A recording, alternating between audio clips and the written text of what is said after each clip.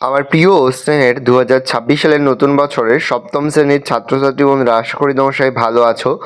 আজ আমরা যে বিষয়টি নিয়ে আলোচনা করব, সপ্তম শ্রেণীর সেকেন্ড ইউনিট টেস্ট অর্থাৎ দ্বিতীয় পর্যায়ক্রমিক মূল্যায়নের পরিবেশ ও বিজ্ঞানের কোশ্চেন পেপার নিয়ে। দেখো, সরাসরি স্ক্রিনে ক্লাস 6-এর পরিবেশ ও বিজ্ঞানের কোশ্চেনটা দেখতে পাচ্ছ। ফুল মার্কস তোমাদের রয়েছে 50, সময় তোমাদের রয়েছে 1 ঘন্টা 30 মিনিট। দেখো, প্রথমে তোমাদের ভৌত বিজ্ঞান থেকে প্রশ্ন করা হচ্ছে একের দাগে সঠিক উত্তর নির্বাচন করো যে কোনো 7টি প্রশ্নের, মানে 1 করে 1 × 7 = 7।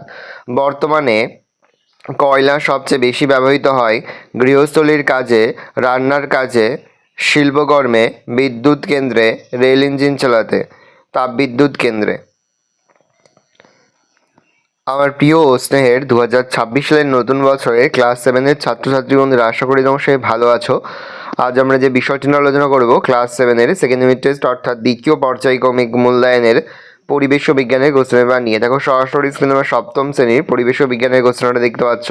ফুল মার্কস তোমাদের রয়েছে 50, সময় তোমাদের রয়েছে 1 ঘন্টা 30 মিনিট। দেখো, প্রথমে তোমাদের ভৌত বিজ্ঞান থেকে প্রশ্ন করা হচ্ছে একের দাগে সঠিক উত্তর নির্বাচন করো যে কোনো 7টি প্রশ্নের, মানে 1 করে 1 × 7 = 7। বর্তমানে কয়লা সবচেয়ে বেশি ব্যবহৃত হয় গৃহস্থলীর রান্নার কাজে, শিল্পকর্মে, তাপবিদ্যুৎ কেন্দ্রে, রেল ইঞ্জিন চালাতে, তাপবিদ্যুৎ কেন্দ্রে। পায়রার খুলিতে যে চুম্বকীয় বস্তু থাকে সেটি হলো dolomite, magnetite, magnesite, bauxite, magnetite. সবচেয়ে কম শক্তির আলো হলো এক্স রশ্মি, দৃশ্যমান রশ্মি, অতিবেগুনি রশ্মি, অবলোহিত রশ্মি। যেটি ঈশ্বর স্বচ্ছ মাধ্যম সেটি হলো ঘষা কাচ, কেরোসিন, জল, আয়না। ঘষা কাচ। সূর্যের আলো 5টি, 6টি, 7টি, 8টি রঙের আলোর সমষ্টি 7টি।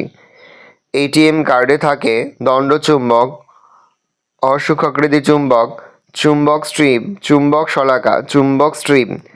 বাল্বের যে অংশ আলো দেয় সেটি হলো কাচ, ফিলামেন্ট, তামার মোটা তার, নাইক্রোম তার, ফিলামেন্ট।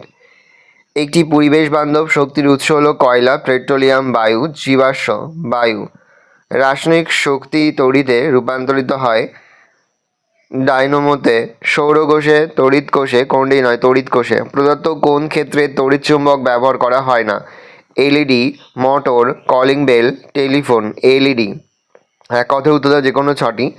কোন ধরনের প্রতিফলনের জন্য আমরা বিভিন্ন বস্তুকে দেখতে পাই? আলোর বিক্ষিপ্ত প্রতিফলনের জন্য। একটি স্বপ্রভ আলোক উৎসের উদাহরণ দাও। সূর্য।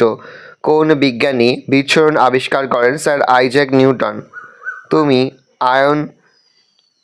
আয়নার সামনে 2 m দূরে দাঁড়িয়ে আছো।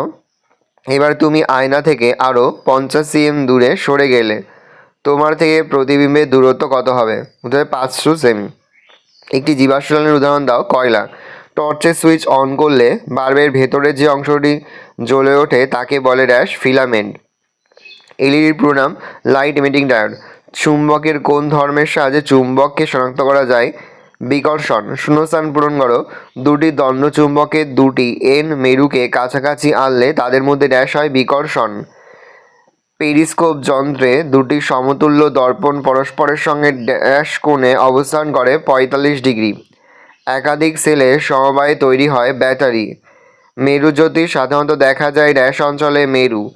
যে বস্তু নিজস্ব আলো নেই তাকে ড্যাশ বস্তু বলে? অপ্রভ বস্তু। প্রাকৃতিক চুম্বকের কোনো নির্দিষ্ট ড্যাশ হয় না? আকার। মোটর গাড়িতে ব্যবহৃত সেলটি হলো? উত্তর হবে সেকেন্ডারি সেল। 4-এর দাগে 3 থেকে 4টি বাক্য উত্তর যে কোনো 4টি প্রশ্নের, মান 3 করে 3 × 4 = 12। অ্যাম্বুলেন্সের সামনে অ্যাম্বুলেন্স শব্দটি উল্টো করে লেখা থাকে কেন? তার সঙ্গে আলোর প্রতিফলনের সূত্র দুটি লেখো। 1+2। তাহলে অ্যাম্বুলেন্স শব্দটি উল্টো করে লেখা কারণে সামনের গাড়ির ড্রাইভার তার গাড়ির আয়নায় পার্শ্বীয় পরিবর্তনের কারণ সোজাভাবে অ্যাম্বুলেন্স লেখাটি দেখতে পায়, তাই তাড়াতাড়ি রাস্তা ছেড়ে দেয়। আলোর প্রতিফলনের ক্ষেত্রে আলোক রশ্মিগুচ্ছ দুটি সূত্র পালন করে, যথা আপতিত রশ্মি, প্রতিফলন রশ্মি, এবং ওই বিন্দুতে প্রতিফলকের ওপর অঙ্কিত অভিলম্ব সর্বদা একই সমতলে থাকবে। আপাতন কোণ এবং প্রতিফলন কোণ সর্বদা সমান হবে। পরবর্তী ছায়ার সংজ্ঞা দাও। এক্স রশ্মি কী কাজ করে বা কী কাজে ব্যবহৃত হয়? 1+1।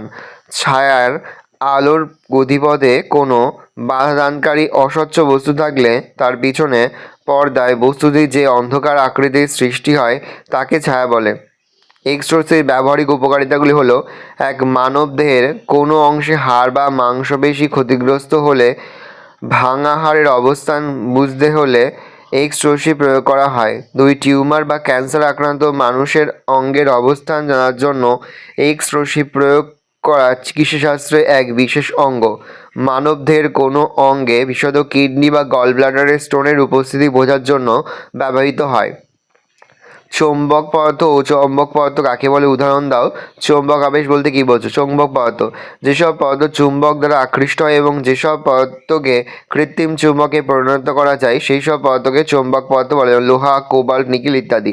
অচৌম্বক পদার্থ যে চৌম্বক পদার্থ বা যে পদার্থ চুম্বক দ্বারা আকৃষ্ট হয় না কিংবা যাদের কৃত্রিম চুম্বকে পরিণত করা যায় না সেই সব পদার্থকে অচৌম্বক পদার্থ বলে, যেমন কাঠ, কাঁচ, তামা, সোনা ইত্যাদি। একটি চুম্বক পদার্থকে কোনো একটি শক্তিশালী চুম্বকের সঙ্গে স্পর্শ করলে বা খুব কাছে আনলে ওই চুম্বক পদার্থটি সাময়িকভাবে চুম্বকে পরিণত হয়। এই ঘটনাকে চৌম্বকাবেশ বলে। এলইডি কি? এলইডি ব্যবহার লেখো। এলইডি অর্থাৎ লাইট ইমিটিং ডায়োড হলো বিশেষভাবে তৈরি এমন একটি ইলেকট্রনিক যন্ত্র যা অল্প আলোতেই উজ্জ্বল আলো দেয়।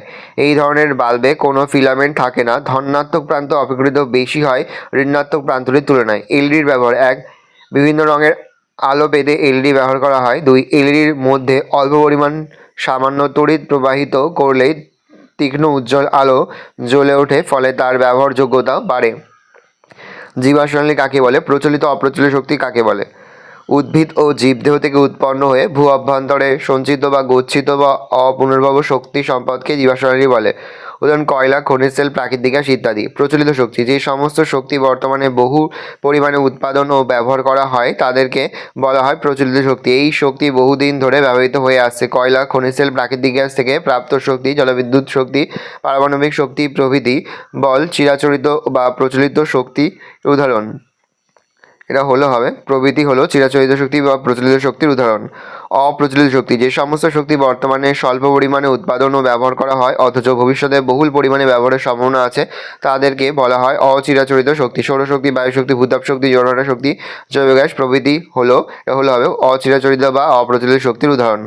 আলোর প্রতিসরণ কাকে বলে? সিনেমার পর্দা অমসৃণ ও সাদা হয় কেন?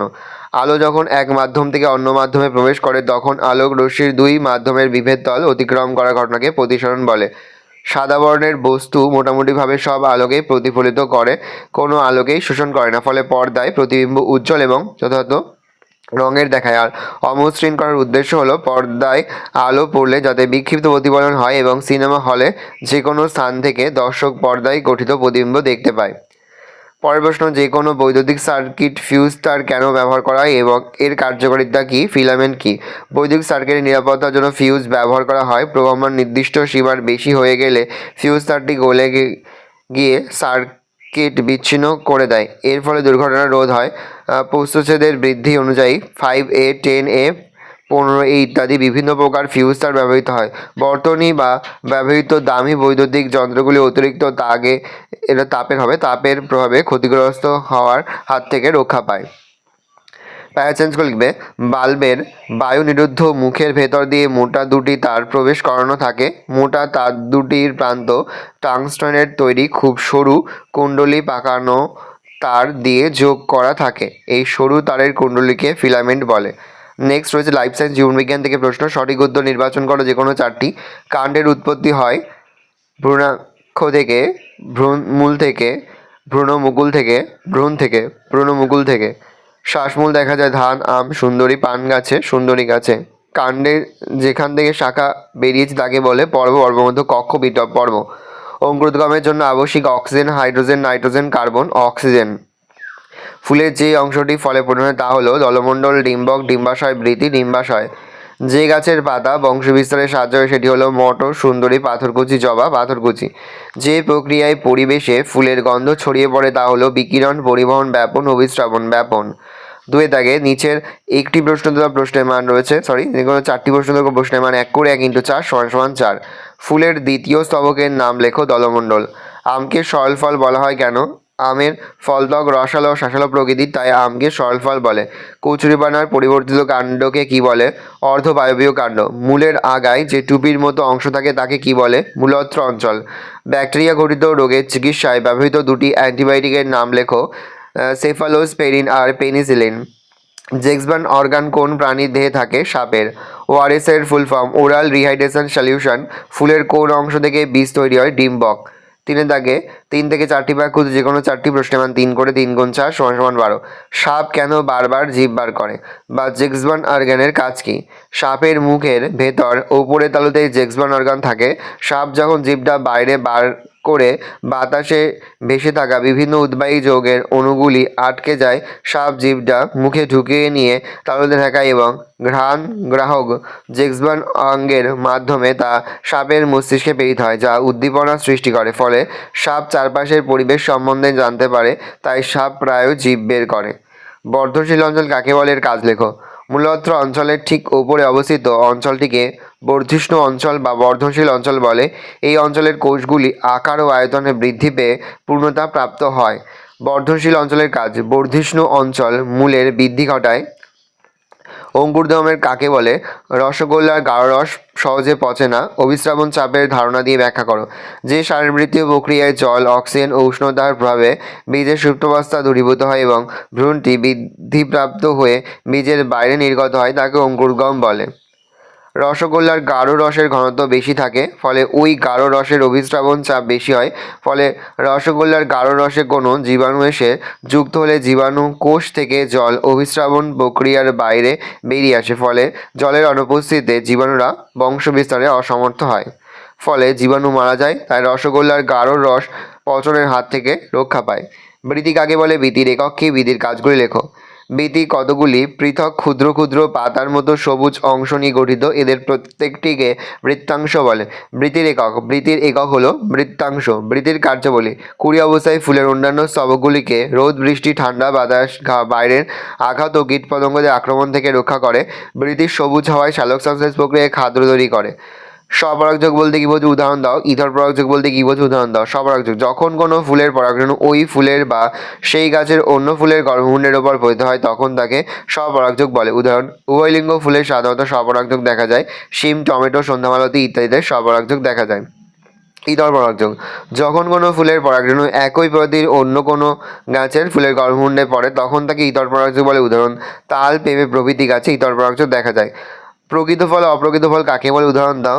একটি কিশমিশকে জলে রাখা হলে ফুলে ওঠে কেন? যুক্তিসহ ব্যাখ্যা করো। প্রকৃত ফল: কেবল ডিম্বাশয় পরিবর্তিত হয়ে যে ফলের সৃষ্টি হয় তাকে প্রকৃত ফল বলে। উদাহরণ: আম, জাম, পেয়ারা প্রভৃতি। অপ্রকৃত ফল: ডিম্বাশয়ের সঙ্গে ফুলের অন্যান্য অংশ পরিবর্তিত হয়ে ফলে গঠিত হয়, তাকে অপ্রকৃত ফল বলে। উদাহরণ: চালতা, কাঁঠাল, আনারস, আপেল ইত্যাদি। প্যারাসিনগুলো শুকনো কিশমিশের মধ্যে রসের ঘনত্ব বেশি এবং পাত্রে রাখা জলের ঘনত্ব কম। কিশমিশের প্রভেদক ভেদ্য পর্দা ভেদ করে জল অভিস্রাবণ প্রক্রিয়ায় কিশমিশের মধ্যে প্রবেশ করে, ফলে কিশমিশগুলি রস স্ফীতির জন্য ফুলে উঠবে। ভালো করে দেখে নাও। এই রোজ টোটাল তোমাদের সেকেন্ড ইউনিট টেস্ট অর্থাৎ দ্বিতীয় পর্যায়ক্রমিক মূল্যায়নের ক্লাস 7-এর পরিবেশ ও বিজ্ঞানের প্রশ্নপত্র। ভালো করে প্রশ্নপত্র দেখে নাও। আশা করি ভিডিওটা ভালো লেগেছে। ভিডিওটা ভালো লাগলে ভিডিও লাইক করে দেবেন। আমার নতুন হওয়া তাহলে সাবস্ক্রাইব প্রেস করে পাশে বেল আইকন প্রেস করার জন্য নতুন কোনো ভিডিও আপলোড করি সবার ফার্স্ট নোটিফিকেশন তোমরা পেয়ে যাও। আর এই ভিডিওটি তোমার বন্ধু বান্ধবী আত্মীয় স্বজন সবার মধ্যে কিন্তু অনেক অনেক শেয়ার করে দিলে। বছর ক্লাস 7-এ পড়ছে, আমরা কিন্তু ইতিমধ্যেই ক্লাস 7-এর প্রতিটি বিষয়ের সিলেবাস প্রশ্ন নমুনা প্রশ্নপত্রগুলো আপলোড করে দিতে। তোমরা এখনো পর্যন্ত সেই ভিডিওগুলো না দেখে থাকো, ভিডিওগুলো কিন্তু তাড়াতাড়ি তোমাদের সকলকে জানাই আগাম পরীক্ষার অনেক অনেক শুভেচ্ছা এবং অভিনন্দন। আশা করি সকলের পরীক্ষায় খুব ভালো হবে। কোনো প্রশ্নের উত্তর লিখতে বা বুঝতে যদি কোনো রকম অসুবিধা হয় তাহলে কিন্তু নির্দ্বিধায় কমেন্ট করে জানাতে একদমই ভুলবে না। ভালো করে দেখে নাও কোশ্চেন পেপারটা।